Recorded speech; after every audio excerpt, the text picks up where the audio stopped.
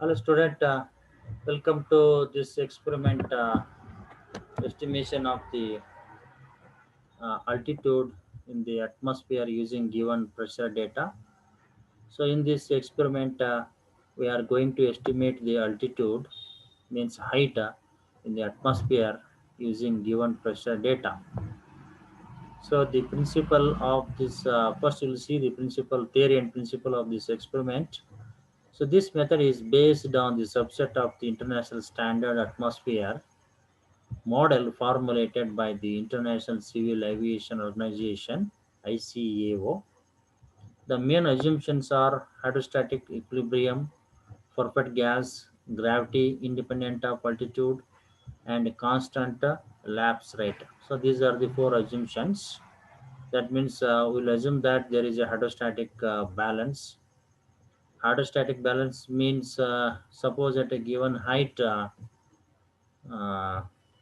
yeah, if you consider the two layers of this air, and at this junction there will be equal upward and downward pressures due to the two layers of the atmosphere.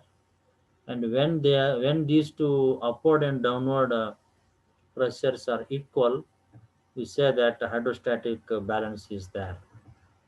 That is the meaning of hydrostatic balance. And perfect gas, whatever the atoms whatever the gases are there in the atmosphere, we have to assume that they are ideal ones. So that is the meaning. And also we should assume that gravity is independent of altitude, but it is not true. But the gravity slightly varies with altitude, but we have to assume that gravity is independent of the altitude. And constant lapse rate means the variation of the temperature with respect to the height is called as the lapse rate. So this lapse rate, we have to think that this is constant. And zero altitude is measured from the sea level, which is defined in terms of the gravitational potential energy, and therefore varies relative to the geodetic ellipsoid. Hmm? So the zero altitude is measured from the sea level. That is very important. Always the altitude or heights are measured from the sea level on the on the Earth's surface. So here is a full listing of the atmospheric parameters used in this experiment. And P naught means this is the value. The unit is Pascal, and the quantity is pressure at zero altitude, or it is also called as the base pressure. And T naught means it is 288.15 Kelvin. So this is the temperature at zero altitude. And G is gravity, 9.8 meter per second square. It is the acceleration due to gravity. And this L is minus 6.5 10 power minus 3 Kelvin per meter. It is called as the lapse rate. So this much of temperature falls for every meter. This is the meaning. And R is 287.053. It is joules per kg per Kelvin. It is gas constant for the air. And this RH is the 0% dimensionless quantity, and this is the relative humidity of the atmosphere. So as I defined already the lapse rate, and for the ISA, the lapse rate near the ground is assumed to be minus 6.5 degrees centigrade per thousand meter. That means for every 1,000 meters, this much of temperature falls if you are going up. That is the meaning of lapse rate. And the negative sign indicates a decrease of temperature with altitude. And this ISA assumes a constant lapse rate between 0 and 11 kilometer altitude. So between this range of altitude, we have to assume that the lapse rate is constant. The upper bound marks the beginning of the atmosphere stratosphere, where the atmospheric temperature becomes relatively constant with respect to altitude. That means after 11 kilometer, what happens? There is no much variation in the lapse rate is there as the stratosphere begins. So that thing happens beyond 11 kilometers. Next, in the real atmosphere, significant variation is observed in uh, in base pressure, temperature, and lapse rate. All these things are variables, and lapse rate can be non-constant, so it varies. The assumption of constant gravity, which ignores the variation of gravitational force with altitude, is generally consistent with the accuracy of the model and causes a very minor decrease in accuracy. And the assumption of hydrostatic balance is usually a good one, providing that averages are used to mask fluctuations due to short-term winds. So actually, due to short-term winds, this hydrostatic balance is gets disturbed. So that is why we assume that hydrostatic balance is there. That means the winds are not blowing like that.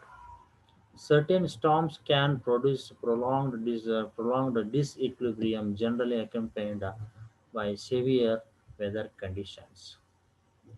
So storms can also affect this hydrostatic equilibrium, and the perfect gas assumption is highly accurate in air. However, the behavior of a perfect gas is influenced by the constant R, which in turn depends on mean molecular weight. So generally, whatever the gases are there in the atmosphere, they are not perfectly they are not the perfect gases. Ideally, there is no perfect gas. So perfect gas means the one which obeys the Charles law and Boyle's law, like that. But still, we have to assume that they are perfect. The composition of the lower atmosphere is approximately constant, but a very wet atmosphere may have a water vapor content high enough to appreciably lower the atmospheric density. So the composition of the lower atmosphere is approximately constant. So the lower atmosphere, it is having so many gases. Nitrogen is there, oxygen is there, carbon dioxide is there, carbon monoxide is there. Whatever their standard percentage is there, it is constant. So that we have to assume for this model, so that the things will be right. Next, the parameters chosen for ISA are based on averages near 45-degree altitude. The accuracy will decline near the poles or the equator. So this is the accuracy is decline near the poles or equator, because the value of G varies at these two positions. At equator, it is having one value. At the poles, it is having another value. So that is the reason why the results vary near the poles and the equator. This is the formula. The relation connecting the atmospheric parameters and altitude is given by this formula.